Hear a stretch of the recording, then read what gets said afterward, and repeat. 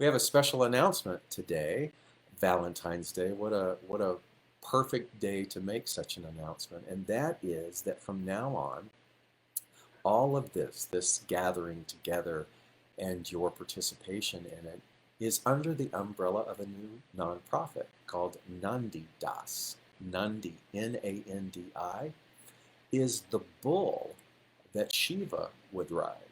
If you know Hindu mythology, Shiva represents one more entity that is the expression of supreme consciousness. And Shiva was often traveling and doing this expression of supreme consciousness on the back of the bull of Nandi. What Nandi represents is the eternal waiting, the patience without anxiety, without striving.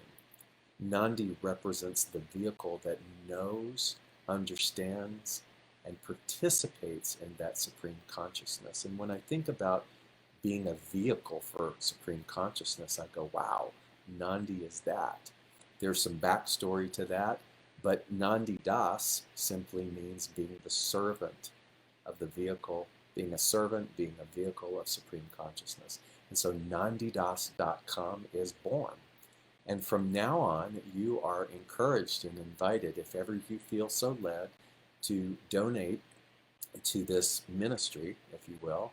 And we'll also explain a little bit more about what that might look like. Then everything that you give from now on is tax deductible. And in fact, because we started this process a while ago, everything that you have given to me and donated to me, whether it was through PayPal or Venmo or Patreon or any of those other platforms, since January 1 of this year, 2021, will go on record as being tax deductible. So it's because of you and your support and your willingness to show up and to support right livelihood that this has formulated and been made possible. So we're just so excited to say thank you and to welcome you into a new iteration of what this is. Nandi Das launched its first activity yesterday in something called the Worth Work. It was a free Zoom class that went out to everyone that was on the David Ault mailing list. Almost 100 people responded, which was the capacity that the Zoom would hold. And finally, when it kind of shrunk down to reality, almost 70 people joined in yesterday. And I am excited to welcome my partner in love and in this conscious work, Ram Lentine. I want you to know we practiced that slide. Did you like the slide? we practiced that slide. I said, go get your office chair. So on this Valentine's Day, in this beautiful expression of love, we're excited to launch nandidas.com. So whether it is the Sunday talks from me, sometimes the two of us, whether it is a special event called the Worth Work that we did yesterday, I want you to know that we are committed to bringing light and love and healing and passion and all of the things that are a part of contributing to a world that works for everyone. So thank you so very much. So we wanted to talk today on Valentine's Day about what happened yesterday in something called the Worth Work. The Worth Work. That was obviously hit a nerve because so many people responded and said, I want to be a part of this free Zoom event. And the participation was rich.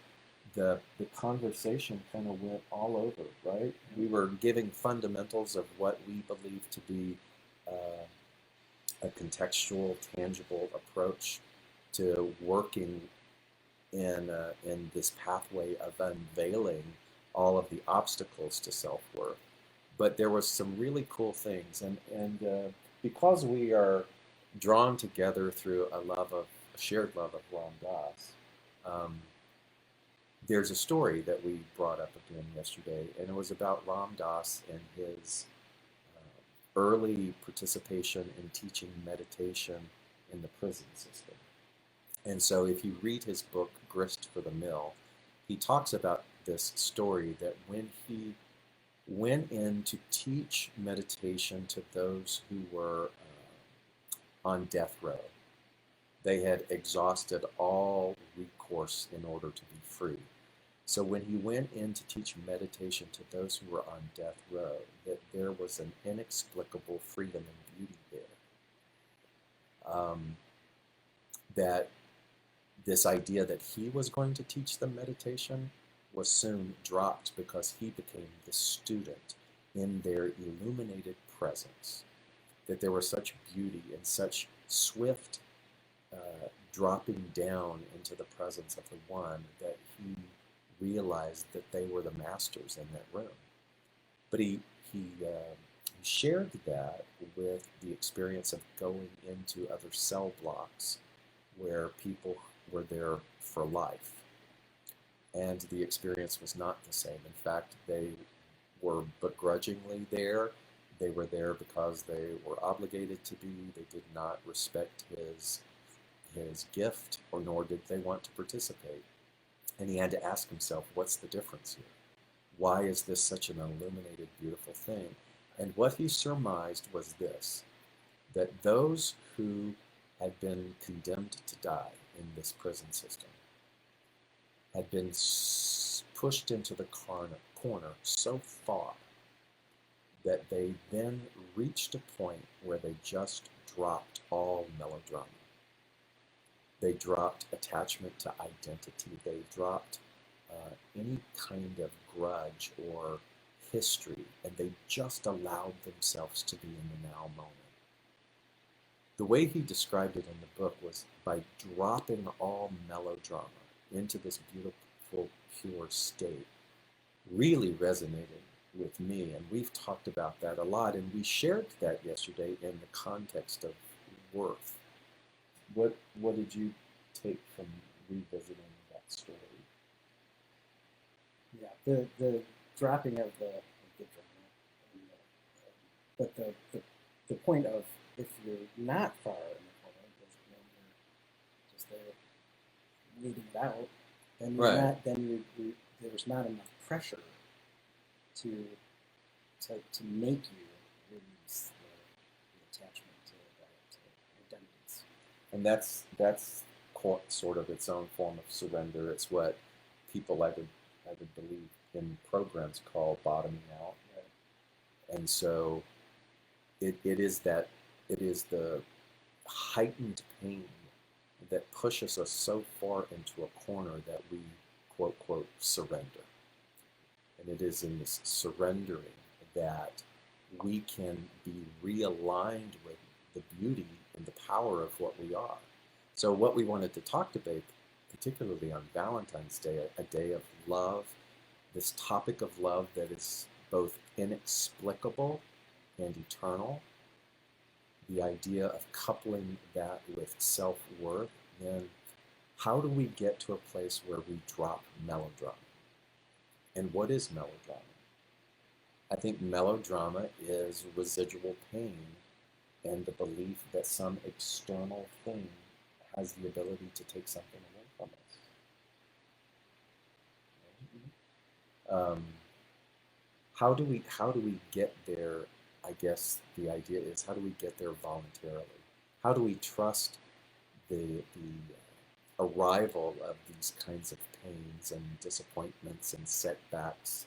And you were describing them today, what, like houses burning? And Well, right, yeah, I mean, some people get it pushed into the corner when they stub their toe. And then some people it takes just their whole life has to fall apart before they feel enough pain to let go. And so there's a question about, do we get only pushed into a corner if we choose to be pushed, or are we really, like, do you have to get pushed because there's really a corner? And I would say maybe it's both. So I think I have worked on getting more aware of when I'm feeling in the corner, and that helps me to let go faster. So it's not so, it doesn't feel so aggressive. I think so what our friend Nan, who has always been so supportive, and here she wrote this. What did Nan say? She said, "We only get pushed into a corner if we choose to be pushed." Yes. So that was the question. A lot of discussion. So, do we only get pushed into the corner if we choose to be pushed? So, how would you approach that? So I think that is true. With, well, in my experience, as I was practicing becoming aware of my own inner workings, and so as I had to become aware of my own thought patterns in order to see that I was starting to get pushed into a corner, in which case I could allow myself to release whatever was making it, the pusher, being the pusher. But if I'm not aware of what's pushing on me, I can get trapped in that pain. And so, not being aware simply means that we are unconscious to the workings of love. Being unconscious to the workings of love, being unconscious to self-reliance, being unconscious to the principle that God is all that there is. So I've lived a big chunk of my life in that state, being unconscious to the possibility of sort of a redemptive idea that doesn't happen externally or from another person, but happens internally within my own thinking and within my own mind. That I come to a realization that we are vessels and instruments of God. And to the degree that we continue to peel away all of the forgetfulness or all of the domestication is the degree in which we get reunited with this awareness that I am an instrument of God, that all of the attributes of that which I understand God to be, love, wisdom, power, intelligence, beauty, all of those things are in me, but I only experience them or can participate in them to the degree that I'm aware of them and that I'm allowing them to be in me. And so if that is our internal state, here's my premise today. If that's truly what we are, who we are, and that's our inherent nature, my thought is that then everything in the external realm pushes us back to our inherent nature. So in other words, the person that appears to be an enemy, a thing that is a great sorrow, a thing that is a cataclysmic disappointment, is actually a gift that is assisting to push me into a corner until in the process of the pushing, I kind of wake up. I wake up to the process. And so now I'm not fighting it as much. Now I'm not trying to build scaffolding and systems in order to keep the pushing at bay. It's like suddenly there's a tipping point where I kind of like, whoa, I free fall into being pushed because now I am opening back up to remembering who and what I am. So what happened last night when we were eating, and like a memory came back? Right. So, yeah, a tragic time in my life. I went through a tragedy, and some of it centered around entertaining people. I had a lot of friends, and then divorced and lost the friends, and so that's the short story. But David made a joke. We were laughing about something silly. Just what is it called? About entertaining. What's the progressive dinner? Yeah, when I was. We were just playing around about progressive dinners, but it brought up the pain that I felt about, I had entertained a lot of people, and as we were talking, I just got off so sad, and I just went deep into this sort of residual feeling of loss, and then I was able to express that. And that loss came about because there, in all of the human dynamic, sides were picked, and they didn't pick you, kind of thing, right? Yeah. So that hurts. so painful. And so, even though that, how much time has been distance? It's like 7 years. And so even after 7 years, something can come back up and the pain still is there. You can feel it. And what does that then tell you?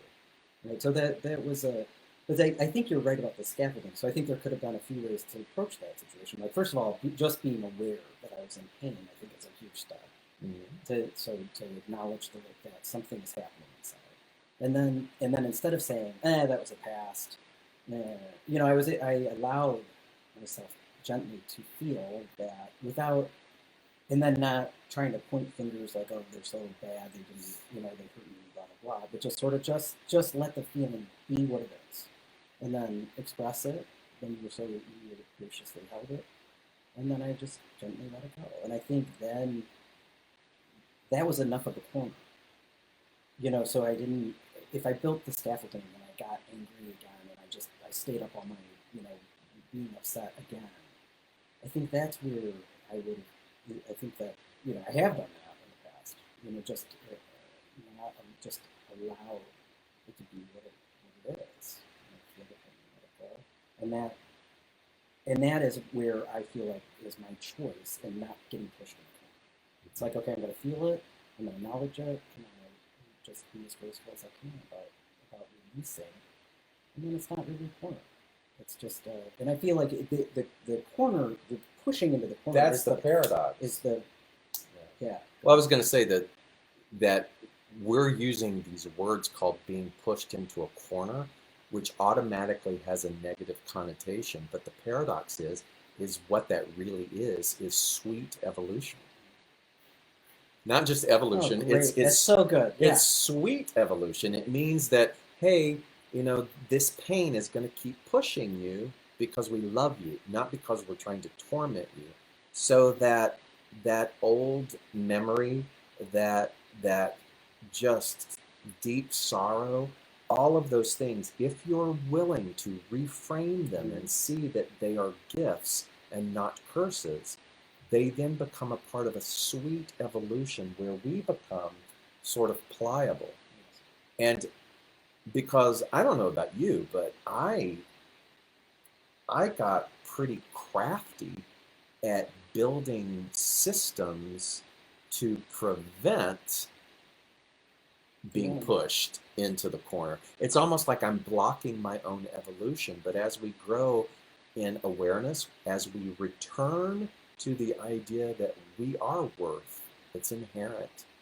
And anything inherent is trying to get our attention. That's what I love. That is great too, though. I think that I could have allowed those thoughts to bring me right back into, I was unworthy. I was such a piece of crap that nobody even wanted me. I lost. That something was wrong with me because these people are no longer in my life. I'm clearly a loser. Like I could have allowed all of that to continue, but I chose not to. And so we've shared similar heartbreaks, and here's what we arrived at in the process of the sweet evolution, aka being pushed into a corner. That if those things had not happened, you and I would not be sitting here today. We would not be in a state of daily perpetual awe, and I'm not exaggerating. That our celebratory idea of Valentine's is the fact that this journey, oh my God, this life journey, what we signed up for. It's okay. What we individually signed up for, but to be, I don't know how else to describe it, to be on the other side of the pain. In other words, to be on the other side of hating being pushed into a corner, to realizing that all along it's been sweet evolution, is an indescribable gift. And so publicly today on Valentine's Day, I want to say that I love you so much. I cannot believe what 2020 did for us, individually and collectively. It wasn't like all roses and stuff, because even our pain would pop up. But what was so cool about it is that I think for the first time for both of us, when that just residual, tight-gripped pain would rear its head, that neither of us resorted back to old behavior. Like we realized, okay, here it is again, and this time we get to do it differently. And that's a recipe, a common recipe, I think, for all of us, is that that's really the only thing. One of the big things from yesterday's Work seminar was this. We can talk about this all day long. We can hash it out. We can assign text. You can listen to other people talk, but it isn't until the moment of the pain or the moment of the doubting of self-worth, it isn't until that moment and the choice in that moment and the awareness of that moment to look or approach or do something differently that it becomes tangible. You understand that? We can live in the intellect our whole lives, but it isn't until you and I decide, let's say this, maybe it's to just drop one melodrama. Maybe it's to drop one grievance. Maybe it is to turn to one fear and realize that all that fear wants is a conversation. And to look at everything. Neil Donald Walsh said this one time, I think it was in Conversations with God, and I never forgot it. It seems so innocuous, but it was powerful, and it still is. And it from the context of God speaking to you or to me, it was this: I have sent you nothing but angels. I remember reading that going, seriously? Seriously? I've sent you nothing but angels. And when I looked at that, and I could allow myself to sit with that as much as I didn't agree with it, I could sit with it, I could then approach the history of life from a completely different context, a wider angle lens. And I could go, oh, okay. That's why that person came in. That's why this death happened. That's why this bankruptcy, this fall in business, all of the collection that we all share, all of the trepidation that has been muscled up because of our hurt.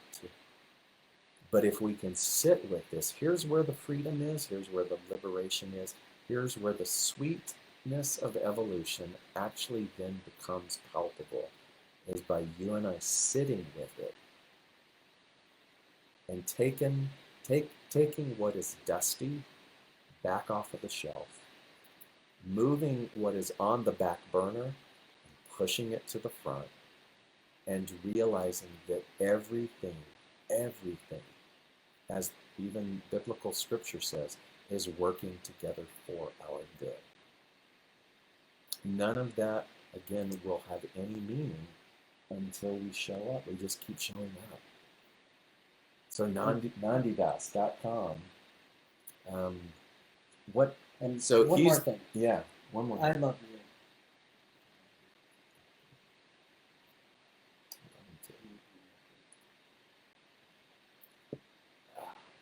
So Nandi Dass came to be because Nandi, this guy has got such a devotional spirit, and I sort of disrupted some of that. You know, his free time was spent chanting. He works for the CDC. He has a very demanding job, and in his free time and his, the way he's been raising consciously his two daughters, all of his free time was spent chanting. And then here comes David. But what we've done is we've integrated and blended and researched and found our own identity and our blended identity. And when we got the idea that we just want to help people, we just want to serve people, we just want to love people, and we said, well, what would we call it? He looked up behind over there. You can see Maharaji-ji's picture and some of the other people that have great meaning for us. And there was a little statue of the bull. And he goes, how about Nandi? How about Nandi? I mean, it was just that instantaneous. And we realized that Nandi, the bull, in Hindu mythology, is not really visited much or talked about much. and it represents such powerful stuff. So go and visit nandidass.com. It's spelled NandiDass.com. It's in the description. If you want to support our work, now it's tax deductible. Isn't that cool? Yeah. And so you can go through our PayPal link. As we're still getting all the paperwork finalized, but it's a beautiful thing. We have big things happening. We are moving, not from Atlanta, but we are about to cohabitate for the first time in 11 years. I'm going to be moving. Whew. And he's moving as well, and it's vulnerable. It's been a long process, but we've decided that we want to do this work of public service and love together, and we want to be open. We want to be fluid. We want to do things like we did yesterday, which was offer free things as well as begin to plan. Now the world's going to open back up to create retreats. He has so many beautiful people in the Bhakti community and in the Ram Dass community. We want to bring these people, we want to bring these teachings, we want to bring these opportunities of deep soul work to you in a variety of ways. And so there will always be free offerings, and then we're also going to work upon our own stuff and our own receiving, and know that everything that we're doing is fluid and in integrity and for the highest and best good of all. So, I'm so excited. I'm so excited I to can't- learn from all of you all. And I can't believe we're about to take this monumental step. So thank you. It will almost be a year since I started doing these Sunday talks, and I continue to be able to and look forward to offering that same thing. But now it has a different format, a different ministry umbrella, if you will. And we just invite you to keep coming back. Again, if it resonates to you, great. We welcome your support and your love and your prayers. And we will see you next time. If you want to sign up, the way that people learned about the Worth work yesterday is that they were on my mailing list. And I wanted to honor the people who had taken it that far by signing up at davidault.com. And now you can do the same thing, either at davidault.com or at nandidass.com. Happy Valentine's Day. What do you want to tell them to do today? Dive into the ocean of love. It's all around you. Dive into the ocean of love. What does that mean? Be compassionate towards yourself. Do something outrageous and just go to the mirror. Just go to the mirror and look at yourself. Get over the nervousness. Look into your own eyes and just say everything to you that you long to hear. And notice the power of that simple act. Till next time, we love you. Take care. Bye-bye.